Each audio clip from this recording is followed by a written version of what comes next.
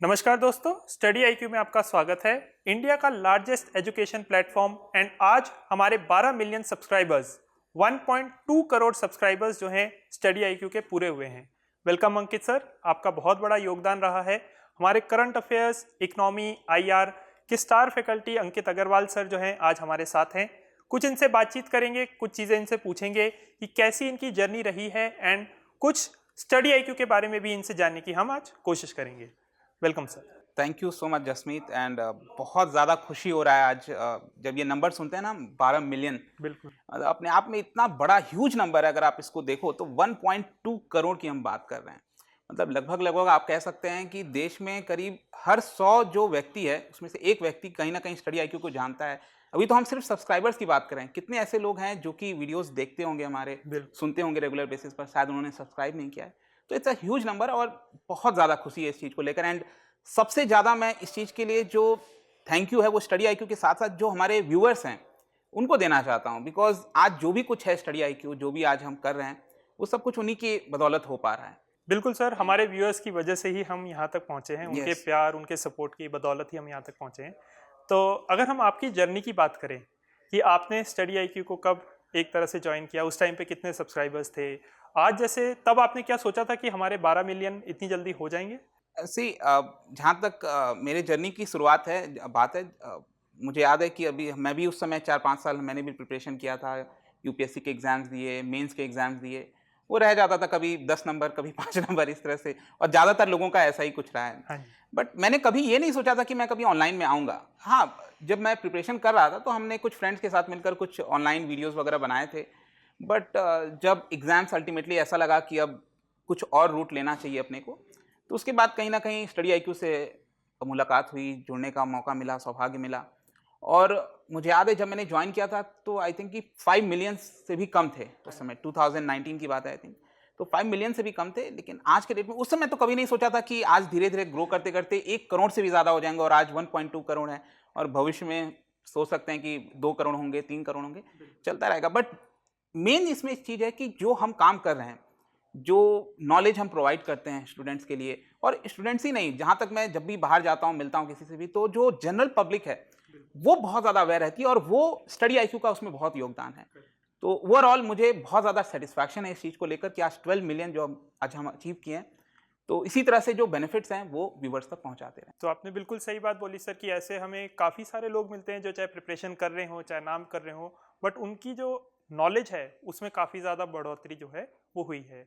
तो अगर हम सर बात करें, हमारे जैसे 200 प्लस कोर्सेज हम एक तरह से सेल करते हैं, तो उसमें से अगर मैं एज अ स्टूडेंट पूछूं, जो हमारा सबसे इंपॉर्टेंट, सबसे फ्लैगशिप जो कोर्स है यूपीएससी का, राइट। तो यूपीएससी कोर्स कोई बच्चा हमारे पास ही आके क्यों खरीदे? तो इसका आप क्या आंसर करेंगे एक स्टूडेंट पॉइंट ऑफ व्यू से, अगर हम समझने की कोशिश करें? सी इसको मैं अपने ही एग्जांपल से दिखाना चाहूँगा। हाँ जी। बेसिकली अगर मैंने भी जब शुरुआत किया था प्रिपरेशन की, तो उसमें भी अगर हम देखें तो ऑनलाइन में उतने संसाधन नहीं होते थे। हाँ जी। अल्टीमेटली किसी भी बच्चे को क्या था कि दिल्ली आना होता था, कहीं ना कहीं रूम रेंट पर लेना होता था, और कैसे ऐसे करके उसको मैनेज करके, किसी के पास पैसा नहीं है तो अल्टीमेटली बहुत ज़्यादा प्रॉब्लम आता था। जिसके पास फाइनेंशियली स्ट्रांग नहीं है तो वो बहुत दिक्कत आती थी, उसको दिल्ली में आकर रहना, इतना ज़्यादा खर्चा उठाना, फैमिली के ऊपर बहुत प्रेशर होता था।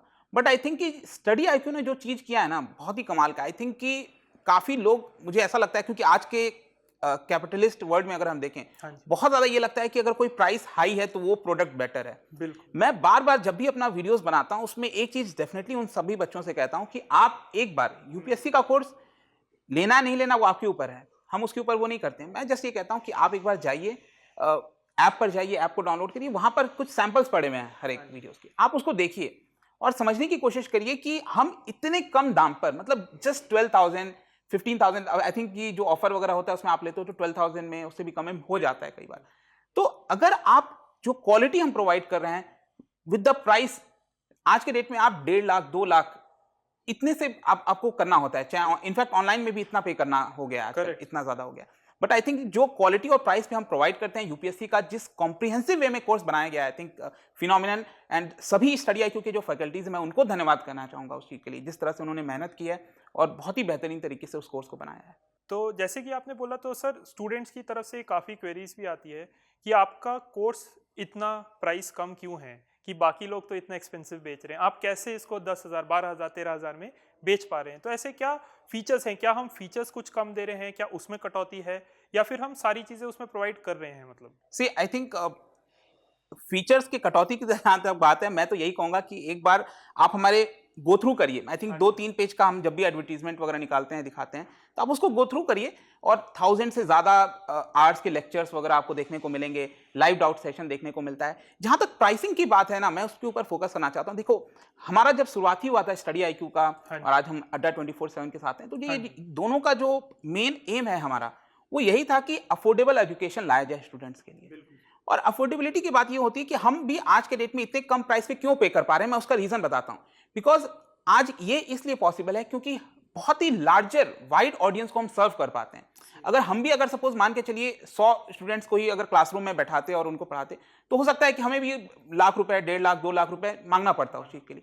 लेकिन जो स्केल पर हम प्रोवाइड करते हैं चीजें, तो उसकी वजह से ऑटोमेटिकली इकोनॉमिक्स, क्योंकि हम खुद इकोनॉमिक्स की इतनी सारी चीजें बताते हैं, तो इकोनॉमिक्स में यही कॉन्सेप्ट है। जब आप स्केल पर चीजें प्रोडक्शन करोगे और ऑटोमेटिकली उसका जो कॉस्ट है वो कम हो जाता है, और वो बेनिफिट हम स्टूडेंट्स को देना चाहते हैं, और इसीलिए ये जो प्राइस है इतना कम है। कंटेंट की बात करिए, उसके अंदर इकोनॉमिक्स मेरे द्वारा पढ़ाया गया है, ज्योग्राफी से लेकर हर एक सब्जेक्ट अगर आप देखोगे ना, बहुत ही कॉम्प्रिहेंसिव वे में चीजें कराई गई हैं। टेस्ट हो गया, हर एक चीज सॉल्व कराया जाता है। एक जो मेन प्रॉब्लम होती थी बच्चों को अक्सर ऑनलाइन एजुकेशन से, वो होता था कि लाइव डाउट सेशन होगा कि नहीं। हाँ जी, डाउट है तो क्या करें, कि वीडियो तो कर ली, बट वीडियो क्या सिर्फ वीडियोस ही इनफ है या उससे ज्यादा भी कुछ? नहीं, आई थिंक कि वीडियोस के साथ साथ डेफिनेट सी बात है, क्योंकि मैं भी प्रिपरेशन करता था तो छोटे छोटे डाउट्स होते थे। बिल्कुल राइट, मतलब ऐसे डाउट्स की शायद हो सकता है कि कोई बहुत इंपॉर्टेंट, बट वो एटलीस्ट जब तक क्लैरिटी नहीं रहेगी माइंड में तो प्रॉब्लम होता था। तो वो फैसिलिटीज भी स्टडी IQ अपने कोर्स में प्रोवाइड कर रहा है, and that too at a phenomenal rate. I think this is the best course, I think कोई भी अगर आप कंपेयर करके देख लो। ठीक है सर, ठीक है। तो इसके साथ अगर हम बात करें बुक्स की, पब्लिकेशंस की, तो जैसे कि आप जानते ही हैं, अभी हमने पहली अपनी बुक जो है ज्योग्राफी लॉन्च करी है, फंडामेंटल्स ऑफ ज्योग्राफी। तो हम जब प्रिपेयर कर रहे होते थे उस टाइम पे था कि ज्योग्राफी का कोई एक वन स्टॉप सोल्यूशन, या कहीं की एक बुक से पढ़ लें और प्रीलिम्स मेंस दोनों हो जाए, ऐसा नहीं होता था। तो आपका क्या फीडबैक है? आपने खुद ये बुक पढ़ी, आपने खुद ये बुक अच्छे से देखी है, तो आपका इस बुक को लेके क्या फीडबैक है? इनफैक्ट मैं सच बताऊं तो पिछले 2-3 दिन से मैं इसको गो थ्रू कर रहा था, और मैं यही आश्चर्यचकित था कि हमारे समय में ये क्यों नहीं था। बिकॉज अगर आप ज्योग्राफी एक एग्जांपल ले लो, जो ज्योग्राफी अभी ये निकाला गया है स्टडी IQ के द्वारा, अगर आप इसी का एग्जांपल लोगे और इस बुक को एक बार देखोगे, तो आई थिंक जिस डायग्राम से, आई थिंक जो ज्यादातर बच्चे प्रिपरेशन कर रहे हैं उनको पता होगा, NCERT में जिस तरह के डायग्राम्स दिए होते हैं, बहुत अच्छा लगता है उसको पढ़ने में। कुछ वही पूरा कॉन्सेप्ट जो है, चाहे NCERT हो, पूरा जो ज्योग्राफी का कॉन्सेप्ट है, वो सब कुछ आपको डायग्राम्स और हर एक चीज इस बुक के अंदर मिल जाएगी। तो स्टडी IQ की नई पहल है ये, एंड बहुत ही अच्छा, मतलब इनिशियल जो रिस्पॉन्स आया है बहुत ही बेहतरीन है। बच्चे खरीद रहे हैं इसको, फ्लिपकार्ट, आई थिंक अमेजॉन पे ये अवेलेबल है। तो इस तरह के और भी बुक्स जो हैं वो स्टडी IQ लाता रहेगा, ताकि जो बच्चे हैं उनको वन स्टॉप जो सोल्यूशन होता है कि वीडियोस देख रहे हैं साथ साथ, लेकिन बुक भी चाहिए, उस पर मार्किंग करना है, तो वो सारी सुविधाएं अब आपको स्टडी IQ जो है बुक। बिल्कुल, जैसे हम नोट्स भी प्रोवाइड करते हैं, वहीं पे हमारे MCQs भी होते हैं ऐप पे, सारा कुछ जो है वहीं पे प्रोवाइड किया जाता है, एंड बुक्स जो है काफ़ी हमारे बच्चों को हेल्प करने वाला है। तो अगर हम बात करें सर प्रिपरेशन की, तो UPSC जर्नी में सबसे मुश्किल क्या रहता है? एक विद्यार्थी है, जो एक स्टूडेंट है, जब वो प्रिपेयर करने की सोच रहा है, तो उस जर्नी में सबसे मुश्किल उसके लिए क्या कठिनाइयां आती हैं जिसको उसको ओवरकम करना पड़ता है? आई थिंक कि UPSC जर्नी में अगर आप देखोगे ना, तो कोई भी हो जिसने भी UPSC की तैयारी की है, आई थिंक कि स्टार्टिंग में उसको इतनी उलझने होती हैं माइंड में, क्या पढ़ें क्या ना पढ़ें, मतलब इतने सारे वास्ट मटेरियल्स हैं, और आज के ऑनलाइन जमाने में तो और भी ज्यादा मटेरियल्स बढ़ गए। बिल्कुल। तो जो सबसे बड़ी दुविधा होती है मेरे ख्याल से वो यही होता है, क्या पढ़ें क्या ना पढ़ें, और क्या ये इंपॉर्टेंट होगा, न्यूज़पेपर में क्या इंपॉर्टेंट होगा, नहीं होगा। आई थिंक कि अगर आप इस चीज को सॉल्व कर लेते हो, क्या पढ़ना है क्या नहीं पढ़ना है, इस चीज को अगर सॉल्व कर लोगे, तो आई थिंक 50% जर्नी आपकी वहीं पर UPSC की हो जाती है। उसके बाद बाकी आपको मेहनत करना है, जितना आपने सेलेक्ट कर लिया कि ये मुझे पढ़ना है, उसके ऊपर फोकस करना है, उसको बार बार रिवाइज करना है। तो वो जो जर्नी है ना, उसमें वही मैंने बताया कि एक तो आपको सिलेक्शन कि क्या पढ़ना है, वो सबसे पहला वो है। नेक्स्ट मेरे ख्याल से जो मेन प्रॉब्लम आती है वो है करंट अफेयर्स से रिलेटेड, क्योंकि अगेन करंट अफेयर्स अगर आप देखोगे तो इतना ज्यादा वास्ट हो चुका है, इतनी सारी चीजें आती हैं। आई थिंक स्टडी IQ पर तो हम सब कुछ कवर करते हैं, बहुत सारी ऐसी चीजें होती हैं। आई थिंक कि एक मैं डाउट यहाँ भी सॉल्व करना चाहता हूँ, बहुत सारे टॉपिक्स पर हम वीडियोस बनाते हैं, कई बार स्टूडेंट्स को लगता है कि क्या वो एग्जाम में आएगा नहीं आएगा। देखिए UPSC एक ऐसी चीज है जहां पर आप कुछ भी प्रिडिक्ट नहीं कर सकते क्या आएगा क्या नहीं आएगा। आप हर एक चीज को ना आप एग्जाम्पल के तौर पर लिख सकते हो, कहीं ना कहीं कहीं पर कुछ भी हो रहा है, अगर वो टॉपिक है, अगर वीडियोस बने, आप उसको कहीं ना कहीं एग्जाम्पल के तौर पर यूज कर सकते हैं, चाहे इंटरनेशनल रिलेशंस हो, इकोनॉमी का पार्ट हो, कहीं पर भी। राइट। तो ये सारी चीज़ों के ऊपर कहीं ना कहीं मुझे लगता है कि जो है स्टूडेंट्स को जो डाउट्स हैं, जो मेन फोकस रहना चाहिए इसके ऊपर होना। ठीक है, तो जैसे सर आपने करंट अफेयर्स की बात करी, करंट अफेयर्स एक काफ़ी इंपॉर्टेंट हमारा कंपोनेंट है यूपीएससी प्रिपरेशन का, तो क्या हमारे कोर्स में उसको अच्छे से स्ट्रक्चर्ड तरीके से दिया हुआ है? बच्चे जो हैं काफ़ी सारे न्यूज़पेपर्स पढ़ते हैं, उसमें उनको लगता है कि बहुत ज़्यादा टाइम जो है एक न्यूज़पेपर 2 न्यूज़पेपर कवर करने में जा रहा है, फिर मैगजीन्स हो गई, तो क्या इसका भी एक हमारी ऐप पे पूरा प्रोविजन है? आई थिंक डेफिनेटली अगर आप ऐप पे ही जाओगे एंड ऐप पे ही अगर आप सर्च करेंगे तो जो उसमें अलग अलग सिलेक्शंस बनाए हुए हैं, एक तो सब्जेक्ट से रिलेटेड सारी चीज़ें दी गई हैं, फिर करंट अफेयर्स के लिए बहुत ही स्पेसिफिक चीज़ों पर हमने फोकस किया है। स्पेशली जो पूरे साल का एक करंट अफेयर्स होता है, जो कि बहुत ज़्यादा प्रॉब्लम आता है, अगेन उसके भी मटेरियल्स काफ़ी ज़्यादा अवेलेबल है मार्केट में, लेकिन अगेन समझ नहीं आता है क्या चीज़ को कवर किया जाए। लेकिन स्टडी आई क्यू पर जो हमारे कोर्सेज हैं उसमें हमने स्पेसिफिक चीज़ें एग्जाम रेलेवेंट जो आ सकती हैं और उसको स्टैटिक के साथ कैसे जोड़कर देखा जाए, वो सारी चीज़ें हमने करंट अफेयर्स के अंदर जो है कवर की हुई है स्टडी आई क्यू पर। एंड आई थिंक कि दैट्स मोर देन सफिशिएंट। अगर आप उसी को बार बार रिविजन करेंगे, पढ़ेंगे, एंड आपका पूरा जो ओवरऑल करंट अफेयर्स है एटलीस्ट 1-1.5 साल का, वो आराम से उसके माध्यम से कंप्लीट हो जाएगा। ठीक है sir, thank you so much. और आप कुछ इसमें ऐड करना चाहेंगे? जो बच्चों की क्वेरी आती रहती है, आपके बारे में पूछते रहते हैं, वो पूछते हैं कि सर से पूछे कैसे प्रिपरेशन करें, तो कुछ और इसमें ऐड करना आई थिंक जो जर्नी है इट्स मोर अबाउट एक्सपीरियंस। आप जैसे जैसे आप प्रिपेयर करते जाते हो, आप अपने आप में बदलाव देखोगे। एक महीना आपने प्रिपरेशन किया, आप नेक्स्ट मंथ में जब जाओगे तो आपको खुद रियलाइज होगा कि मैं क्या था उस समय, और आप, क्योंकि ऑटोमेटिकली जो चॉइस, जो सिलेक्शन वाला जो चॉइस होता है ना, वो ऑटोमेटिकली आपका माइंड में चेंज होता रहता है। तो जैसे जैसे आपको एक्सपीरियंस मिलता जाएगा, आप में वो मेच्योरिटी आती जाएगी, और उस एग्जाम को समझना, मैं तो यही कहूँगा स्टूडेंट्स को, आप इस एग्जाम को समझिए पहले, क्या चीज़ आपको उसके अंदर लाना है, क्या नहीं पढ़ना है।